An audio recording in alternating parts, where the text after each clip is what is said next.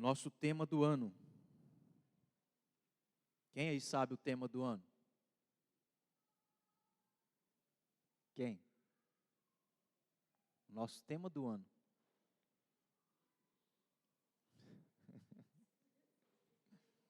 Crescendo em conhecimento sobre a igreja e a vida cristã. A gente está falando sobre igreja, porque a gente está falando sobre liderança.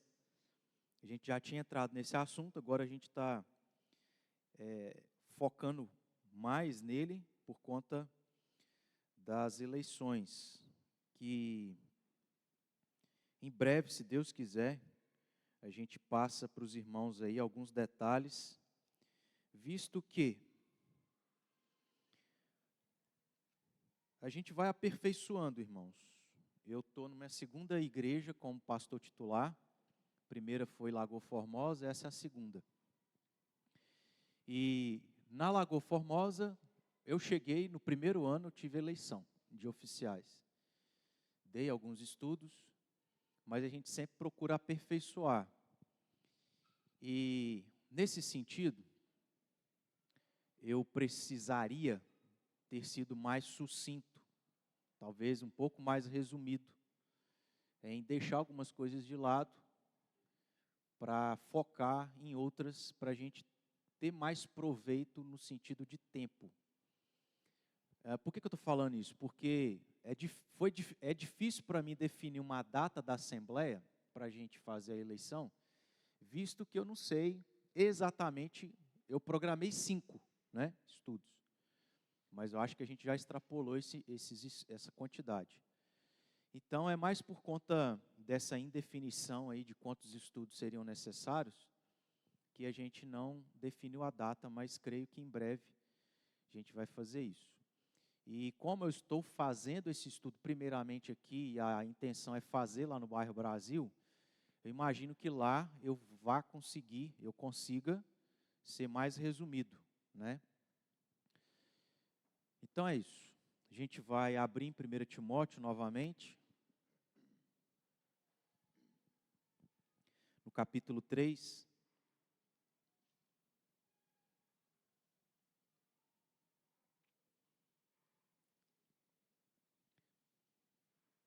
Nós temos nesse capítulo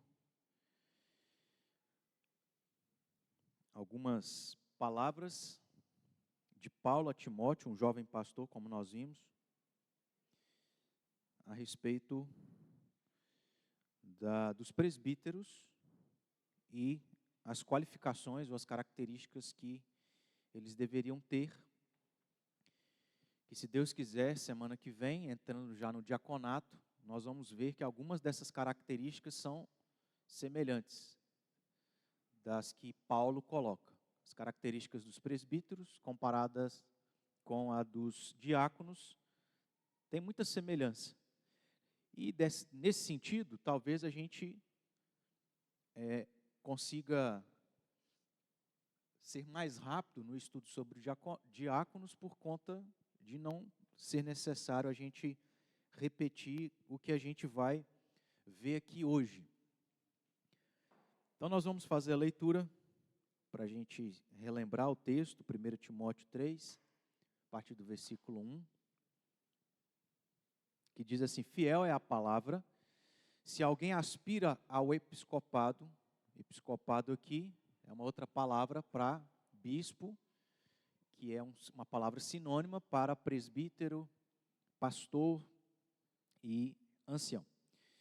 Se alguém aspira ao episcopado, excelente obra almeja. É necessário, portanto, que o bispo seja, vamos juntos, irrepreensível, esposo de uma só mulher, temperante, sóbrio, modesto, hospitaleiro, apto para ensinar, não dado ao vinho, não violento, porém cordato, inimigo de contendas, não avarento, e que governe bem a própria casa, criando os filhos sob disciplina, com todo respeito, pois se alguém não sabe governar a própria casa, como cuidará da igreja de Deus? Não seja neófito, para não suceder que se ensoberbeça e incorra na condenação do diabo.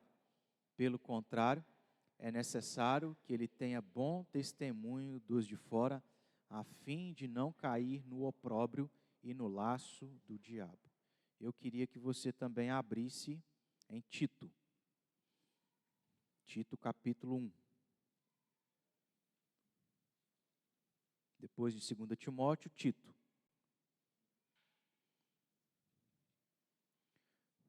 Nós vamos fazer a leitura juntos também, do versículo 6 ao versículo 9. Vamos lá?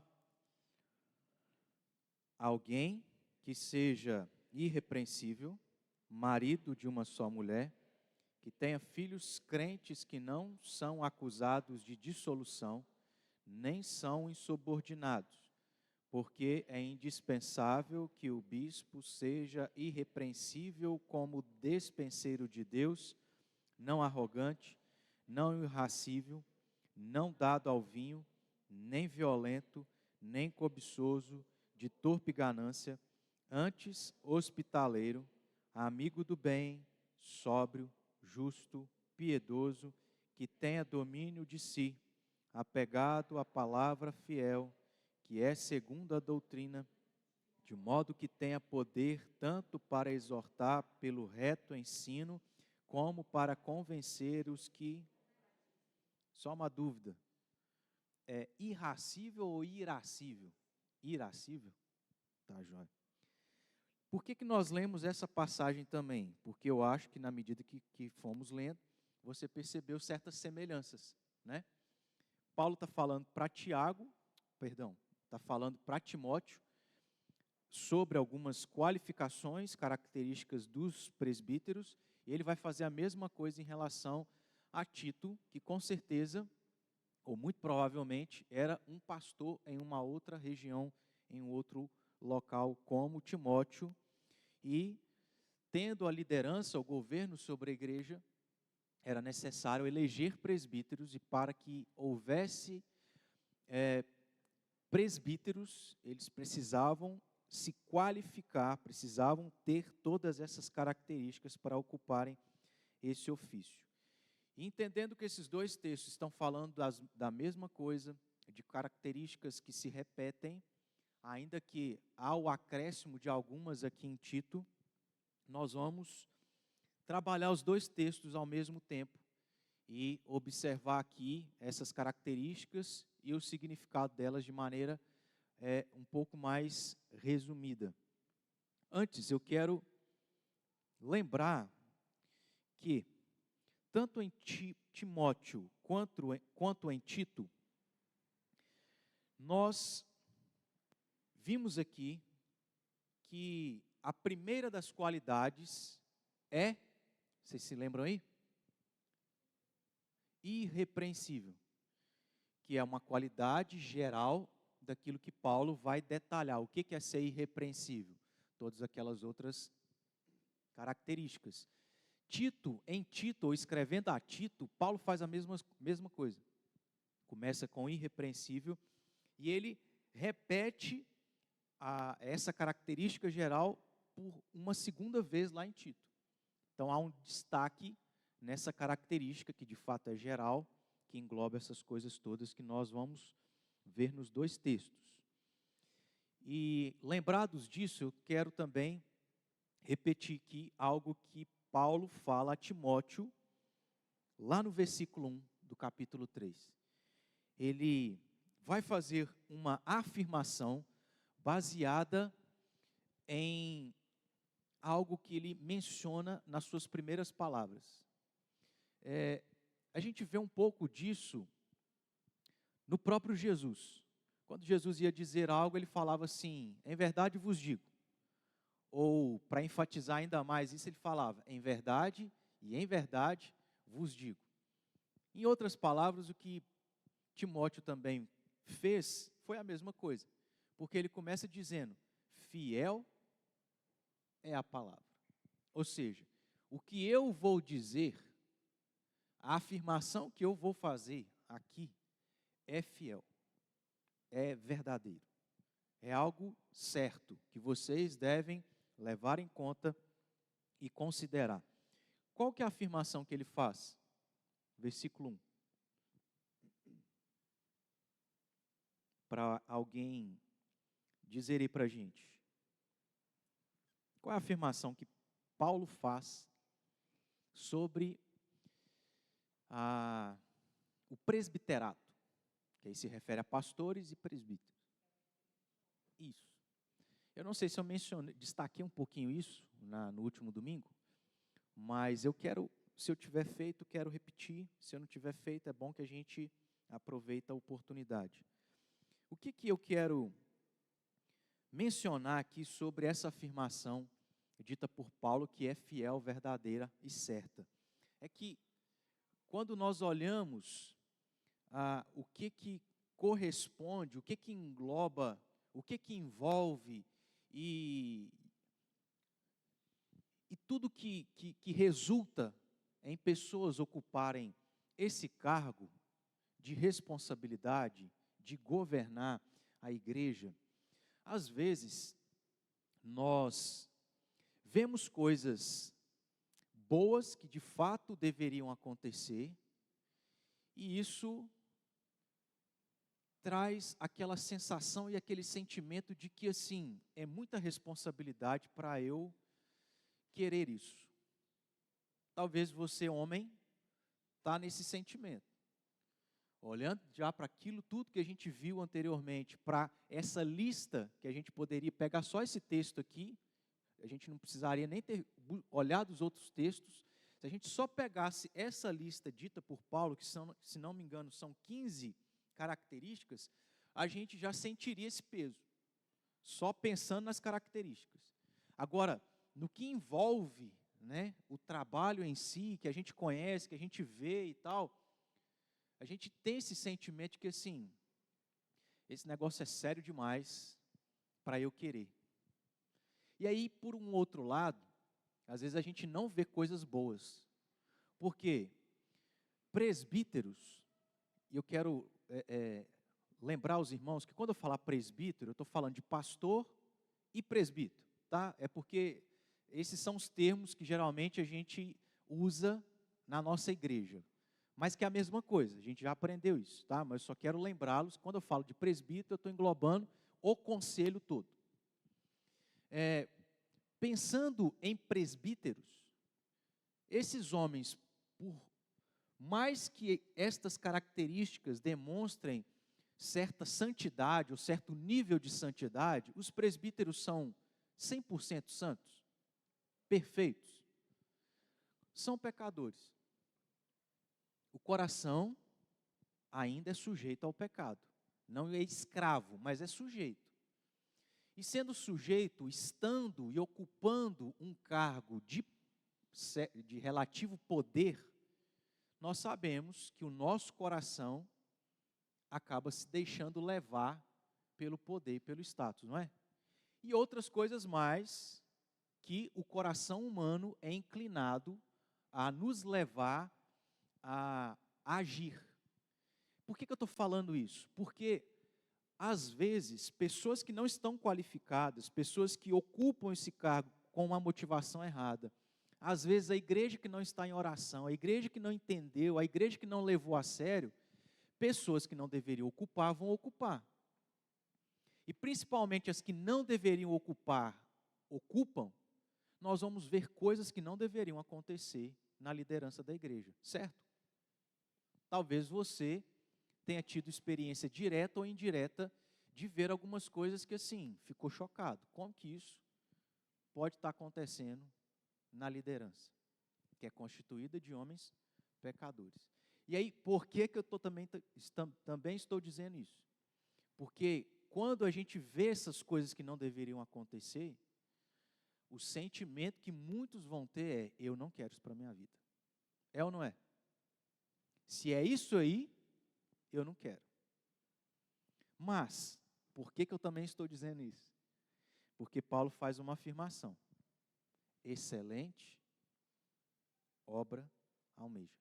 Ele está afirmando que, por mais responsabilidade, por mais pesado que seja no bom sentido, ocupar esse cargo é algo que Deus permitiu que existisse. É algo que Deus concedeu e é algo excelente. Por quê? É algo bom. Ser um presbítero é algo bom, porque é um privilégio ser instrumento de Deus para poder cuidar e pastorear o próprio povo dele e a igreja de Cristo. É um privilégio ser instrumento de Deus para conduzir, ensinar, para ser bênção na vida do povo. É um privilégio poder ser alguém que ocupe uma função que diz respeito a isso, por mais difícil que seja, mas é privilégio. E aí eu estou dizendo isso para que nós possamos corrigir a visão e o sentimento do nosso coração em relação a esse ofício. Ainda que existam coisas que não deveriam acontecer, o problema não é o cargo. Exemplo, o problema é a igreja em si ou são as pessoas? O problema são os pastores ou são alguns pastores que não levam as coisas a sério? O que é a ideia? Nós geralmente temos o hábito de generalizar. Vou exemplificar. Pessoas que tiveram pais, que não tiveram um casamento exemplar, bom, saudável, vão olhar para o casamento de maneira, geralmente, não muito positiva. Pessoas que tiveram traumas em relacionamentos e em casamento, elas vão olhar para o casamento como algo que não é bom. E, inclusive, vai influenciar pessoas a também não casarem. Porque isso é uma praga. Você vai ficar preso. E aí vai usando uma série de outras coisas para dizer aquilo que ela acha que é o casamento. O que ela está fazendo? Ela está generalizando. O problema em si é o casamento? Não. Porque quem instituiu o casamento foi Deus, que é perfeito. E tudo que Deus faz é perfeito. O problema não é o casamento, o problema não é a igreja, o problema não é a denominação, o problema não é o conselho, o problema é o nosso coração. E aí a gente não pode generalizar. A gente tem que fazer essa separação para que a gente, então, veja o presbiterato ser algo que Deus nos capacitou, se é algo que Deus está fazendo a igreja reconhecer que você tem, para que você ocupe, seja bênção e veja isso como um privilégio na sua vida. Amém? Amém mesmo, meus irmãos? Independentemente do presbiterato, qualquer função dentro da igreja é privilégio, porque você está podendo servir a um Deus que é todo-poderoso e santo. Isso é privilégio. Não é peso, é privilégio, tá? Então é só esse o detalhe que eu queria fazer aqui, para a gente seguir. E aí, nós vamos então, olhando aqui característica por característica, e o seu significado resumido. E à medida que a gente for observando essas características, o objetivo é ficar claro na mente dos irmãos, compreender isso, de maneira que, se não ficou claro, fique à vontade para você participar, para perguntar, interagir, quiser colocar a opinião, etc. Isso é bom, tá? Para a gente não ficar só eu falando. A primeira dessas características nós já mencionamos, que é ser irrepreensível. A segunda delas, qual que é? Olha aí para o texto.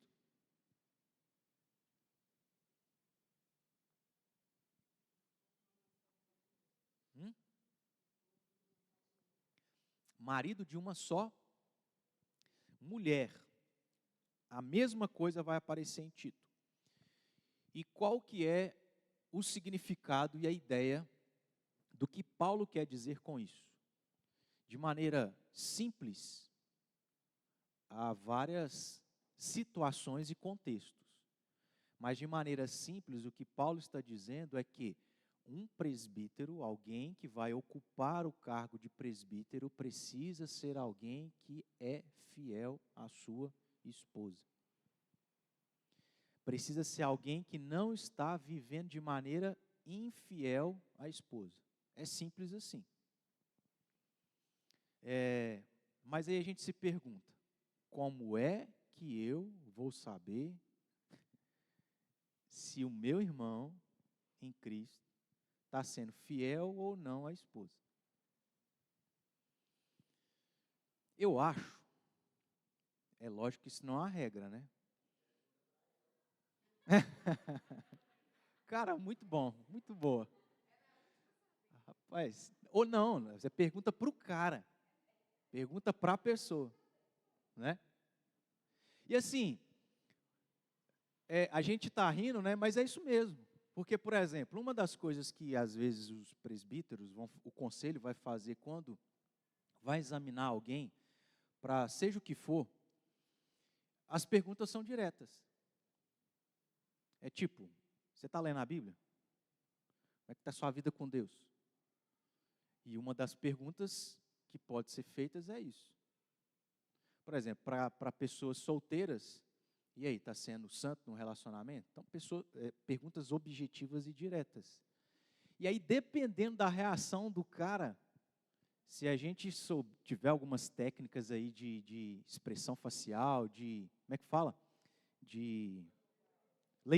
Leitura corporal. Que aí tem aquele canal lá, Vitor Metaforando, ensina muita coisa. Dependendo da reação do cara, você já consegue, talvez, né, entender muita coisa. Mas o que eu ia dizer é que, geralmente, meus irmãos, não é regra, mas geralmente pessoas que estão vivendo, cometendo pecados tão sérios como esses, isso reflete em várias áreas da vida da pessoa. Meio que desajusta a vida da pessoa. É claro que a pessoa pode ser, sim, muito especialista em enganar, em fingir. Tem gente que é muito hábil nisso. E isso por si só já diz se a pessoa é um crente ou não, porque o crente não pode viver dessa forma. Mascarando, apresentando ser uma coisa que ele não é. Mas eu acho que é uma maneira da gente ver se tem alguma coisa errada ou não. É uma forma, né? Como eu falei, não é regra. A outra é essa que o Ailton falou, direto. E aí, está sendo fiel? E olha bem no olho do pessoal, está sendo fiel? Mas, de certo modo, não tem como a gente saber. Porém, a pessoa por si só tem consciência, tem ou não? E aí, irmãos, isso aqui é tanto para nós, igreja, identificar, só que tem coisas como essa que não tem como você identificar. Certo? É muito difícil. Mas isso não é só para que a gente identifique, é para que o outro faça um checklist e então seja sincero em reconhecer. Não, eu não estou sendo fiel. Porque se a pessoa sabe que não está sendo fiel e ainda assim ela ocupa, o peso, meus irmãos, é grande. E cedo ou tarde, Deus vai trazer à tona. Então, é uma avaliação pessoal. Por mais que a gente não consiga, o próprio indivíduo tem que saber que é sério. Estar na frente da igreja, participar da ceia, a gente estudou sobre a ceia, né? O peso é tão grande que Deus pode tirar a sua vida. E por aí vai, né? Quer falar, Tânia?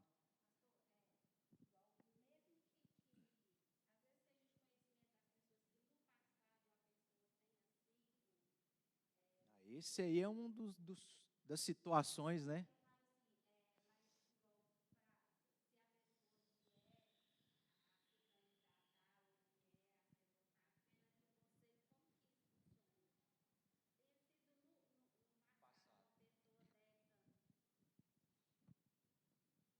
Uhum.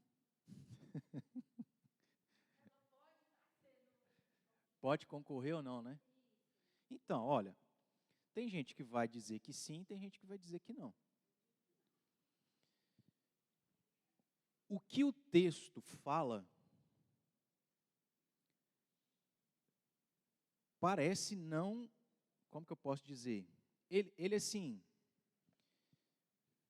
ao meu ver, ele é bem direto em dizer uma questão presente, certo? Marido de uma só mulher. Mas isso vai de interpretação para interpretação.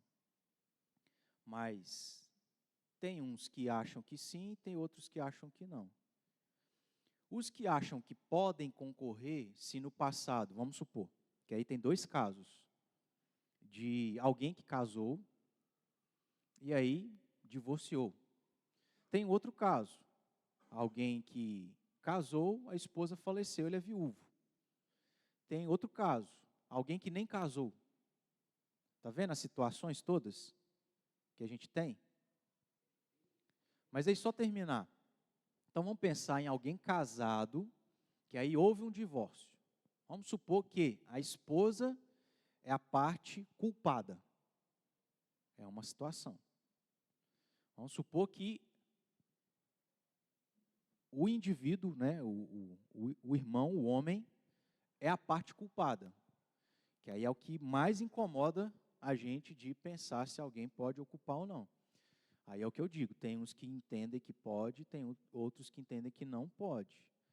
Pensando que uma das interpretações é que o texto está falando de maneira presente, aonde é alguém, o indivíduo foi a parte culpada, mas ele se arrependeu, o tempo passou, ele se mostrou arrependido, se mostrou alguém que não cometeu o mesmo erro, aí é outra possibilidade, sabe?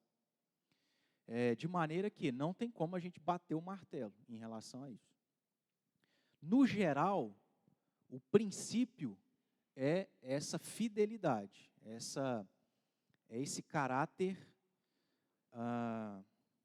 como que eu posso dizer aqui? Relativo às coisas sexuais, como um caráter santo, correto. Mas isso é mais relacionado ao cônjuge, porque vamos pensar, se a gente entende nesse contexto de imoralidade sexual, também vai implicar em outras situações, entende? Então é muito amplo se a gente for pensar em todas as situações. O que alguns comentaristas, dos quais o que eu usei aqui, ele pontua dessa forma, que é vivendo um casamento presente, nesse casamento, ele seja alguém fiel. Aí essas outras situações é coisa para se discutir e o conselho pode até tomar uma posição para talvez trazer isso para a igreja.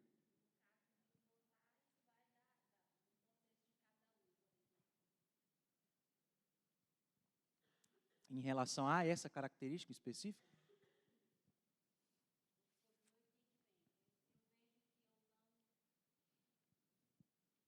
Uma vez que a gente está sendo mais restrito, né? Talvez ficaria em aberto essas outras situações.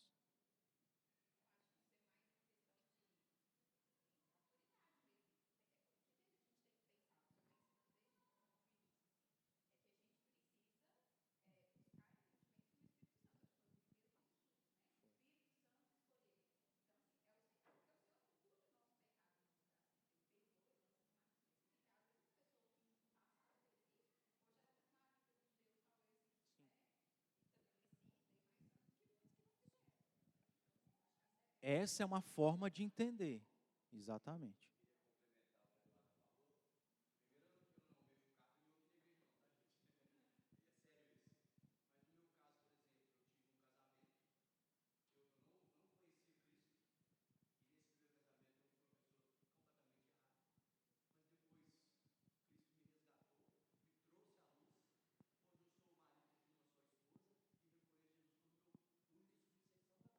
Sim, e o tempo prova essa mudança real, né?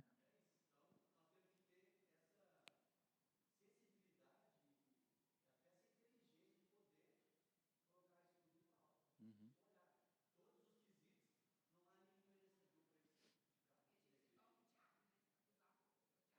É.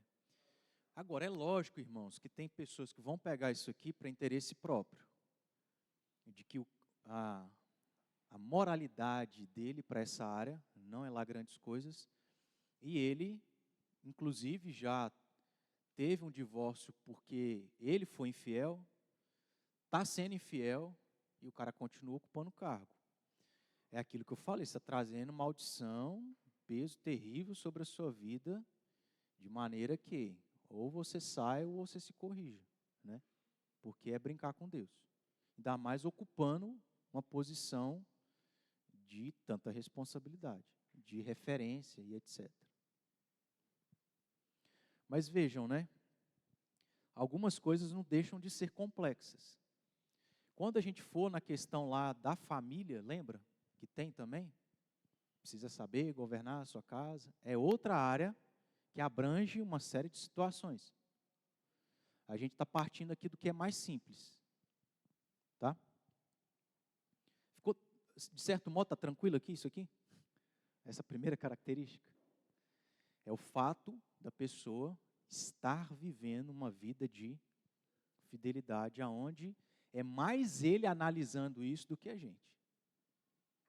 Entendendo que, como a Eduarda colocou, de certo modo, irmãos, aí vai de cada um para interpretar. Passado é passado, né? Ou não? Exato, exato. Por isso que eu entendo que aqui é mais uma situação presente, vivendo agora, né? Que não adianta. Vamos lá, vamos seguir. Também nós vamos ver, tanto em Timóteo como em Tito, justamente, aqui eu não estou seguindo a ordem, tá? Exata do texto. Mas aí a gente vê justamente o que eu mencionei, que seria mais, que envolveria essas outras situações em relação ao governo da própria casa. Porque diz, governe bem a sua própria casa, com real dignidade, mantendo seus filhos em submissão, tendo filhos crentes que não sejam acusados publicamente de comportamento dissoluto, nem de insubordinação. Qual é o significado? Tendo filhos que participem da fé cristã de seus pais e que adornem essa fé com uma conduta piedosa. Um homem cujos filhos são ainda pagãos ou se portam como pagãos não deve ser designado para o presbiterato. Isso aqui é a compreensão desse comentarista, que no caso acho que é o William Hendrickson. Então veja, ele entende que se o filho tem uma vida mundana, o pai não pode ser presbítero. Tem uns que vão entender que não é bem assim. Eu vejo aqui uma palavra no texto, versículo 4 de Timóteo, que Paulo diz que governe bem a própria casa, criando os filhos. Então, criando. Tem aqueles que vão entender que se o filho no atual momento não está vivendo uma vida cristã, então a pessoa não pode ser presbítero. Agora, também tem uma outra possibilidade de entender isso aqui como ele criou, ele ensinou, ele fez a sua parte. Ele não deixou de governar, ele não deixou de exercer o governo dentro da sua casa para com a sua esposa, para com seus filhos. Ele não foi negligente. Ele não foi alguém que não teve a experiência, porque isso fica também explícito aqui no texto. Ele não foi alguém que não teve a experiência de já não ter um governo antes. Ele governou a sua casa. Mas aí os filhos vão crescer e vão tomar suas próprias decisões. Então, essa é uma outra maneira de interpretar isso que Paulo está dizendo. Eu tenho um exemplo de algo que eu escutei de um pastor, professor lá do mestrado, que o filho dele foi criado na igreja e ele simplesmente desistiu da fé, foi para o mundo e aí se enfiou mesmo no mundo. E ele, quando ouviu isso do filho, reuniu o conselho e deixou o conselho livre para poder dispensá-lo. No caso, a compreensão que o conselho teve, por conhecer o pastor, conhecer o caráter dele, conhecer como é que ele é dentro de casa, foi de que ele não deveria ser dispensado. Então, tem essas características que envolvem essas situações todas, que são mais sensíveis, aonde alguns vão ser mais literais, né, radicais, e outros vão ver isso de uma maneira, como que eu posso dizer, mais piedosa, de usar mais de graça, de ver outros aspectos. Então também é delicado essa parte aqui do governo da própria casa. Eu entendo que de maneira resumida, até porque, diz aí, versículo 5, qual é a importância de um futuro presbítero governar bem a sua própria casa? Versículo 5, porque se alguém não sabe governar a própria casa, como cuidará da igreja de Deus? É meio que lógico, né? É como se fosse essa ideia que eu falei, de experiência. Vocês entendem como a maneira que eu exemplifico, né? Isso aqui, de experiência.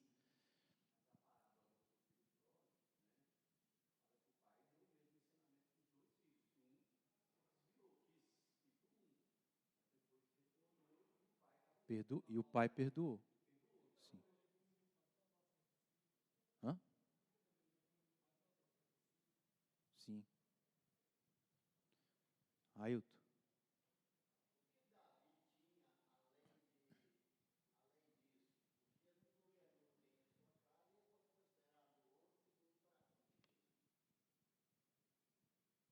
Rapaz, perguntinha complexas, né? Por exemplo, Ailton, quando a gente pensa que Deus, lá no Jardim do Éden, determinou que o casamento seria monogâmico, como é que a gente olha para servos de Deus no Antigo Testamento que tiveram mais de uma esposa e um que teve pelo menos 1000, né? Então, eu penso que, não sei se eu estaria certo em dizer isso, mas talvez tenha um certo sentido, de que são dispensações diferentes, né? Daquilo que era no Antigo Testamento, daquilo que é no Novo Testamento. Mas é difícil mesmo de entender como que Davi, não tendo governado bem a sua casa, Deus o escolheu para pastorear, né, governar um povo, e o próprio Deus diz que foi segundo o seu coração. Eu creio que Deus disse que Davi era segundo o seu coração por causa da obra de Cristo. E como que Deus nos vê? Vamos lembrar de Jó, sempre isso uma vez me chamou atenção e eu nunca esqueci. O que Deus fala sobre Jó? Que era um homem justo, íntegro, reto, não lembro lá todos os adjetivos. E aí, uma vez eu pensei assim, mas como assim? Jó não era um pecador? Porque a ideia que passa é que ele não pecava, não é? Quando a gente ouve esses adjetivos de Jó. Ele era um pecador. Mas por que Deus considera? Sim, mas pecava. Por que Deus o considerava assim? Por causa da obra de Cristo. Deus, a lente, vamos assim dizer, a lente de Deus, o óculos de Deus é Cristo. Nós somos enxergados através de Cristo. De maneira que eu fico pensando assim, como que Deus deve estar nos qualificando diante de Satanás? Sendo você pecador. Você já... Como que Deus, quais são os adjetivos que Deus está dizendo ao seu respeito diante de Satanás que quer te acusar? Olhando para Cristo. Porque Satanás vai chegar para Deus e falar assim, o Peter, não. O Peter no passado fez isso, aquilo outro. Ele não merece, não. E de fato não, né? Mas aí Deus vai dizer sim.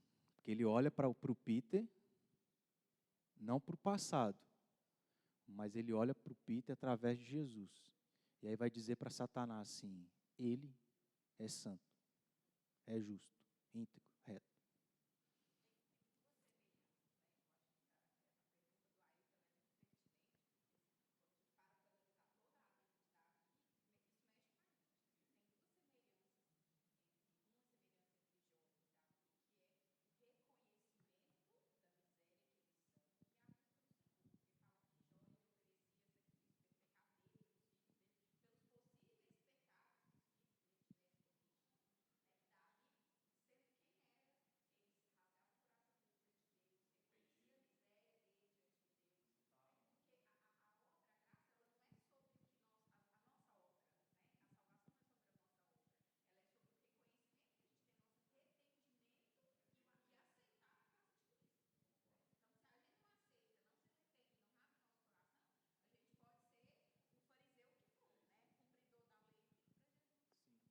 E a gente tende a pegar alguns pontos e comparar conosco que não, e comparar com nós mesmos que não cometemos a mesma coisa e dizer, isso eu não faço. É igual aquele exemplo, é igual o exemplo que eu dei da bebida alcoólica. Eu não tomo cerveja, não tomo bebida alcoólica, mas você se entope de Coca-Cola. Qual que é a diferença?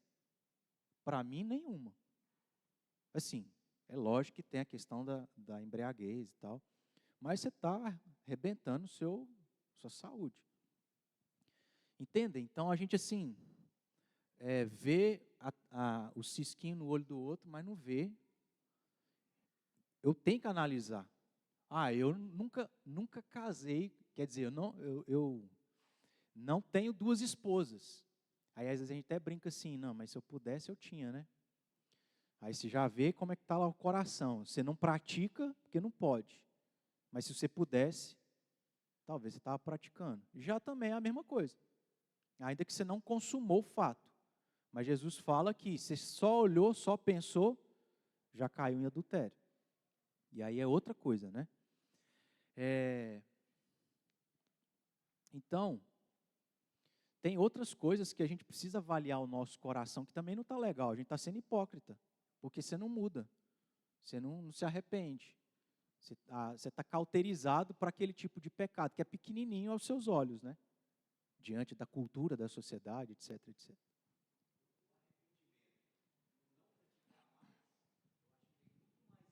Claro. E outra, eu entendo o seguinte, que vocês concordam, irmãos, que vão ter pecados que nós vamos lutar contra eles até a nossa morte. Eu lembro de uma história que eu ouvi de um pastor velhinho que fazia o sermão e ele ia para o templo da igreja, tipo na parte da manhã do dia, e ia para lá pregar para si mesmo, para poder treinar. E aí, lá ele orando, tinha um irmão que estava nas mediações da igreja, ouviu a oração e ouviu o pastor orando para Deus livrar ele de cair no adultério. Porque ainda que seja Senhor, é a tentação e a fraqueza da pessoa. Ele vai ter que lutar contra aquilo. não só no ato de cometer, mas como Jesus foi além, no ato de desejar, de imaginar, de olhar.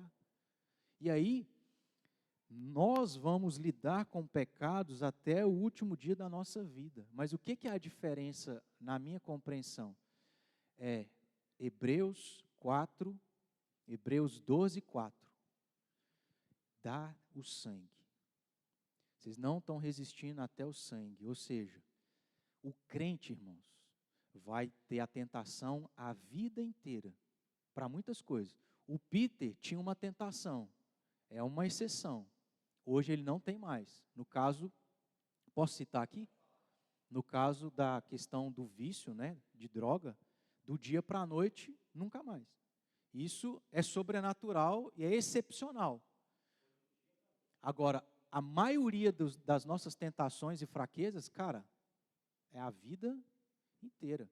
E aí, para mim, a diferença é o quê? O crente não pode dizer, eu não luto mais.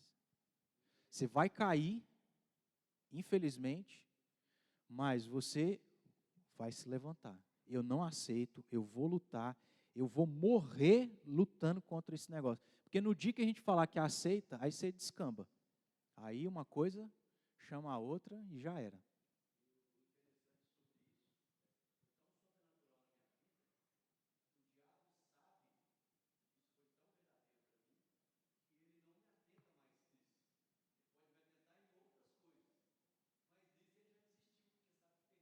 Amém, amém.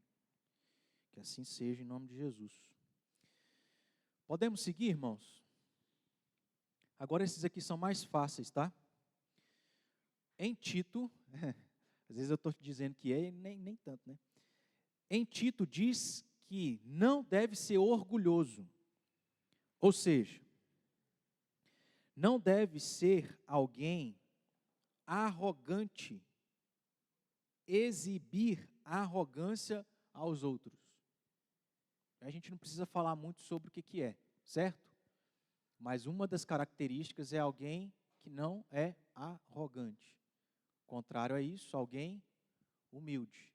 Reconhece quem ele é, reconhece sua pequenez, não vê o cargo de poder como algo que ele é superior aos outros, ele fica, né? Eu sou isso, eu faço aquilo. O que mais?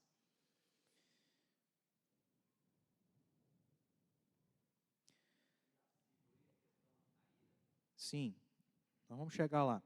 Não agressivo, não contencioso. E aí em Tito vai falar, não colérico. Aqui são palavras sinônimas, tá, irmãos? A gente não vai encontrar exatamente essas palavras, mas a gente já está falando aqui de maneira sinônima. E o sentido de não agressivo, não contencioso, não colérico é não dado a explosões de ira. Não é aquela pessoa que qualquer coisa que você fala, já solta os cachorros. Não pode ser alguém que explode em ira. O que mais? Não dado ao vinho. Ou seja, aí aqui também, né, nós não vamos entrar nisso não. A Bíblia fala sobre isso. E eu não quero entrar nessa polêmica, é só você ler a Bíblia que você vai entender o que a Bíblia fala. Mas é alguém que não é dado, não se entrega a isso e não vive embriagado aí nas esquinas, caindo na rua para os outros terem que pegar. Basicamente é isso. Não violento, não agressivo. Ou seja, alguém passivo, alguém manso, que também tem relação com ser irascível, né? Seguindo, não amante do dinheiro, não cobiçoso de lucro indigno, ou seja, não desfalcador, ladrão e etc. Alguém avarento, né? Materialista. Está vendo o cargo como algo carnal, material, etc. Hospitaleiro. Hoje em dia nós temos uma cultura que é totalmente diferente dos dias da Bíblia. Se chegar alguém que é lá de Conselheiro Pena, bater na sua porta e falar assim, estou precisando pernoitar aí. Você abre a porta da sua casa para um estranho dormir num quarto lá? Mas nunca, né? Mas nos nossos dias, como que a gente contextualiza isso? No sentido de se importar com as pessoas, no sentido de amar as pessoas, os estranhos, estar pronto a ajudar, a amparar, a ofertar, a indicar pessoas que você sabe que pode oferecer um trabalho, etc. Uma imensidão de coisas. Só para terminar aqui, Tiago, nesse sentido. A gente tem essa situação muito difícil que as pessoas nos param para pedir dinheiro. Dinheiro eu não dou. Isso é uma posição minha. Dinheiro eu não dou. Comida eu também não dou. Hoje em dia, o que eu faço? Eu já fiz isso umas 2 vezes, pelo menos aqui no bairro. Eu digo assim, nós vamos lá na padaria, eu vou sentar com você e nós vamos comer junto. Pode ser? Ah, não quero não. Então vai em paz. Aí eu vejo tão oportuno que quando a pessoa aceita, eu tenho a oportunidade de conversar com ela. E isso força a gente a ser hospitaleiro, no sentido de, deixa eu ouvir a história do cara, o que eu posso contribuir a mais? Por que eu tenho dificuldade, irmãos? Porque eu não te conheço. Eu já falei isso, inclusive, para algumas pessoas. Eu tenho dificuldade, como é que eu vou te dar dinheiro? Eu não conheço a realidade. Assim, eu não falo nessas palavras, mas o teor da conversa é isso. Eu não sei se você está falando verdade, infelizmente. Não sei. Mas é a minha opinião, a minha posição.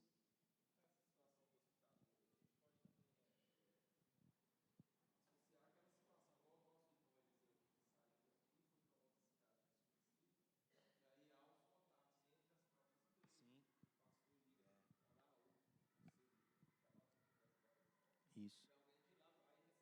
Sim.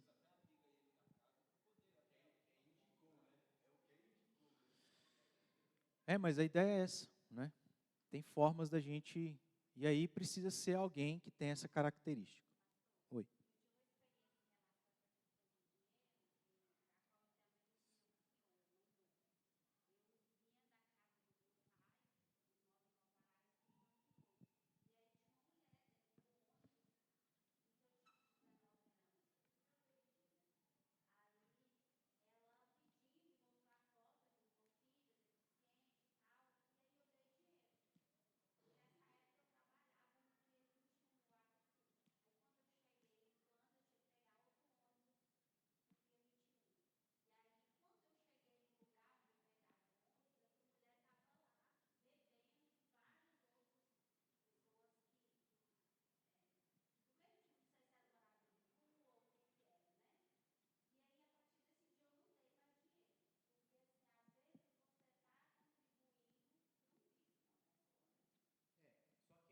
Tem pessoas que têm uma opinião, uma posição.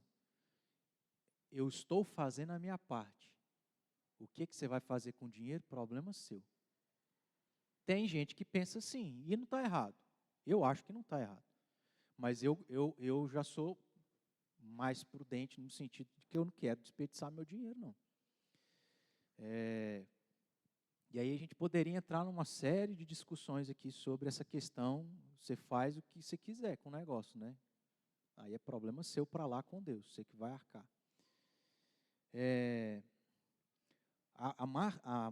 Marta, não, gente, a Tânia que falou um negócio que assim, na hora que você falou eu pensei, o que prova que a foto da filha dela é a filha dela?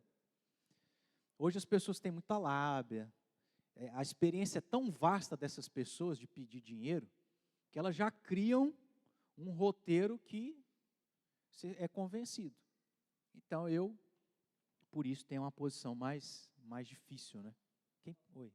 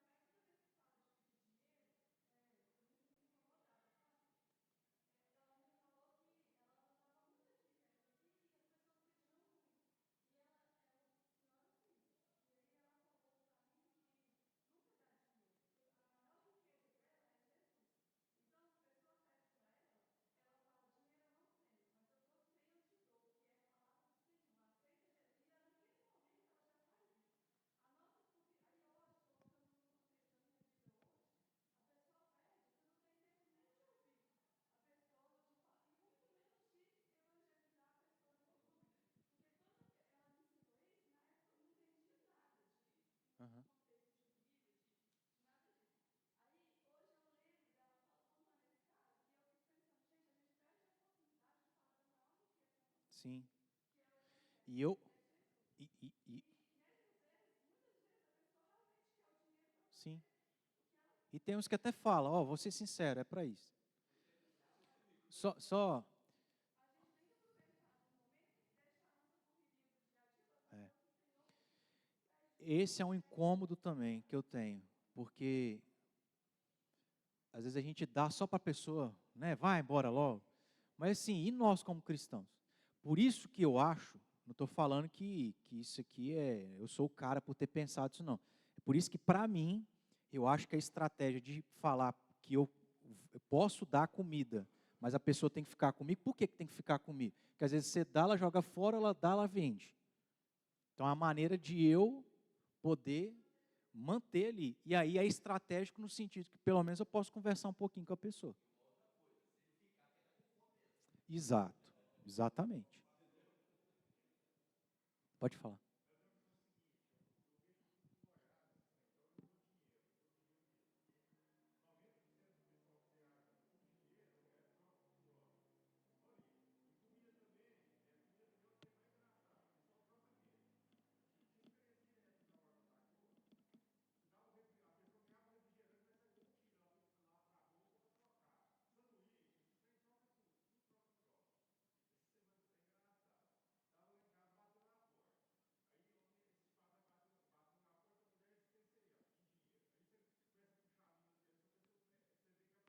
E você tem as técnicas, né?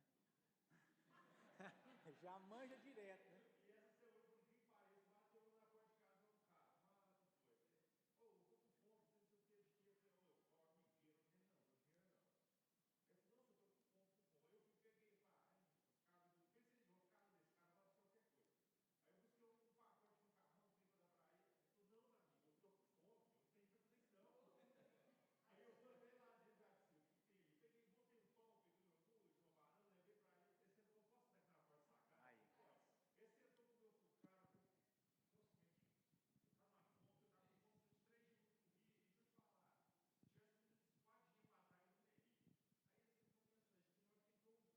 Sim.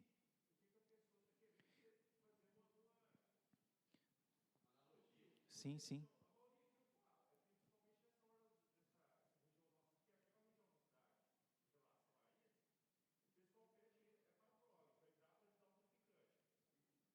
Aí o Lucas vai ter que ir lá trabalhar para.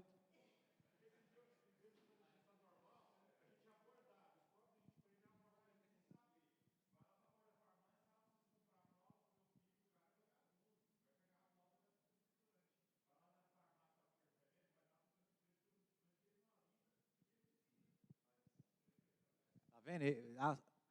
É aí, irmão, a fonte aqui para você ser ajudado é isso aí. Eu fico incomodado porque, assim, eu tenho. Se eu puder ajudar, eu quero ajudar. Meu coração dói porque eu não sei quem está falando a verdade e quem que não está. E às vezes quem está falando a verdade é prejudicado porque quem fala a mentira.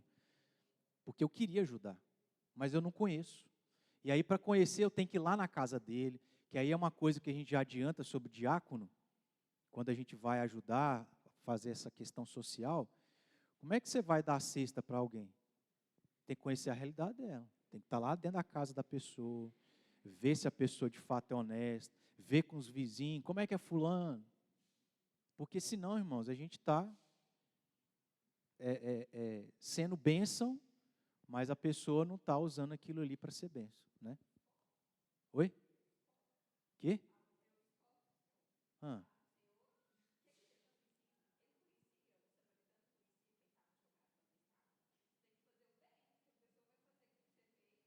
Sim.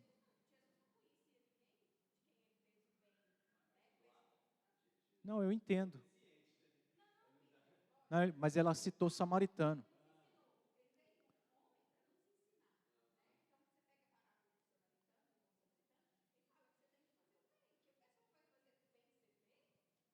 Não, eu entendo, mas assim, você concorda que. Você con... Não, eu concordo, mas você concorda que é pertinente sermos prudentes? Não é tipo assim, eu dou e fecho o olho.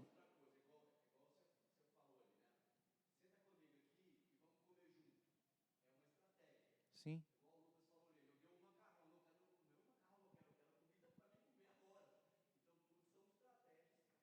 Sim.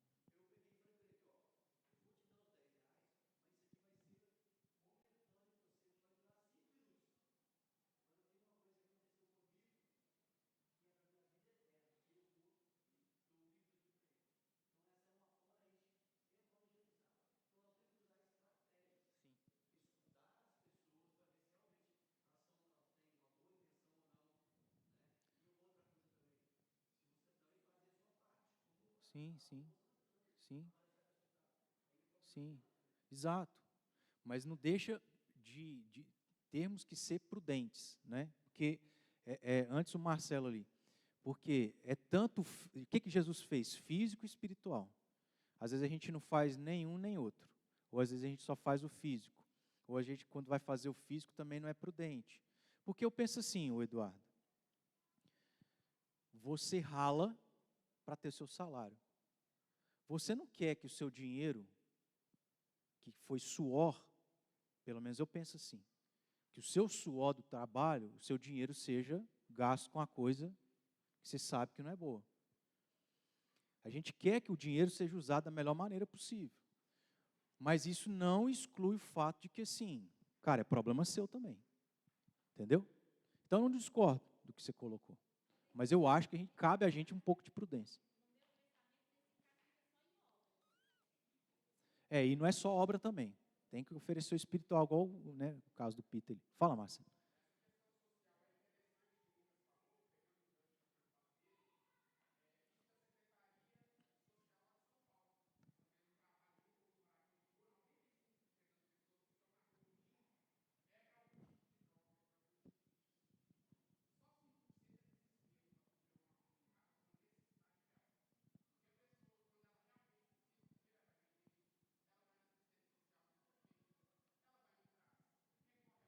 Que é trabalho.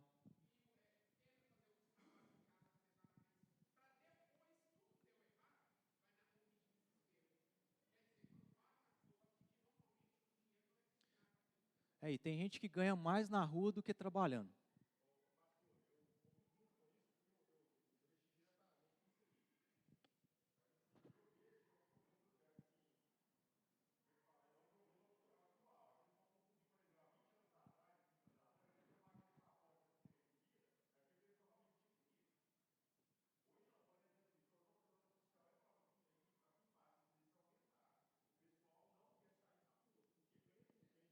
A gente tem uma mini Cracolândia quase, né? Sim.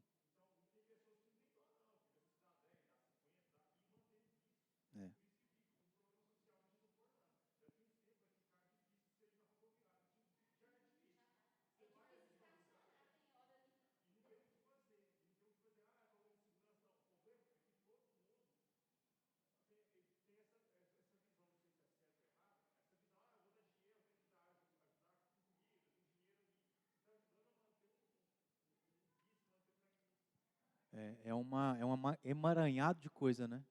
É uma teia de aranha. Marquinho aqui a gente segue, tá, irmãos? Que a gente já até passou um pouquinho.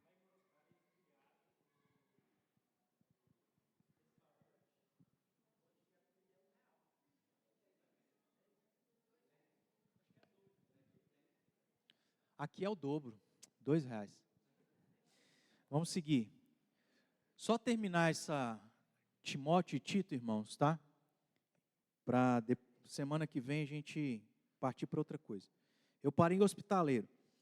Amante do bem, que ama a bondade, virtuoso, disposto a fazer o que beneficie os demais. Sóbrio ou sensato. O que significa? De mente sã, discreto, ponderado, alguém racional. Justo, que cumpra seu dever para com o homem, segue a lei. piedoso, que cumpra seu dever para com Deus, senhor de si mesmo. Como que a gente entende isso aqui, né? Que possua o vigor moral para refrear ou dominar as inclinações e os impulsos pecaminosos de si mesmo. Tem alguém que tem domínio próprio. Que adere à palavra fiel que está de acordo com a doutrina. Que significa que se apegue, que se aplique à tradição sagrada, que está em harmonia com a sã doutrina, ou seja, com a doutrina que por sua vez está baseada nas Escrituras.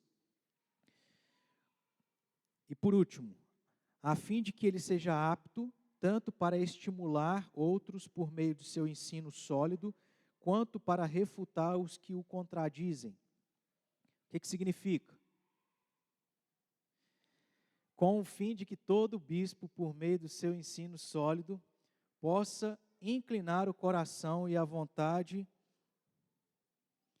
ao alegre serviço prestado ao Senhor, e a denunciar os erros de quem se rebele, ou seja, resistir a esses oponentes, caso seja possível levá-los ao reconhecimento. Pelo menos, convencer os crentes de que esses adversários estão errados.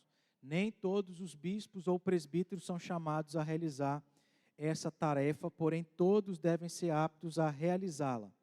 Quero concluir dizendo que há áreas de reputação pessoal, familiar, domínio próprio, pedagógica, dos relacionamentos interpessoais, financeira e da maturidade espiritual. As qualificações exigidas para um homem ocupar o presbiterato da igreja, apenas uma tem a ver com a habilidade de ensino. Os requisitos para se ocupar uma posição, preste atenção nisso.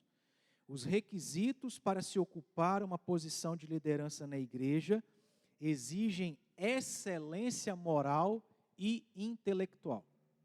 Prestaram atenção? O ensino, se você não tem habilidade, você pode adquirir, aprender. É aquilo que eu coloquei lá naquele resuminho um tempo atrás. Daquelas características todas, o caráter moral precisa existir. Porque é o caráter moral que define quem a pessoa é. De tudo que a gente abordou aqui. Aí semana que vem, o objetivo é, irmãos, nós olharmos para a Constituição da nossa igreja, isso aqui é rápido, e ver o que a Constituição fala sobre o que é o ofício do presbiterato. E aí a gente vai partir para o diaconato, é mais resumido, e falando sobre diácono, a gente também vai para a Constituição e ver o que a Constituição fala. A Constituição é a Constituição da Igreja Presbiteriana, que é o que, humanamente falando, de maneira governamental, é o que nos rege, tá bom? Ok? Alguém quer fazer alguma pergunta? Daniel, quer fazer alguma pergunta, Daniel? Essa é difícil, irmão. Pena que o nosso tempo acabou, Daniel. Rapaz. Ele falou sobre, posso citar aqui pelo menos? Ele falou sobre questões políticas, né? De opinião política.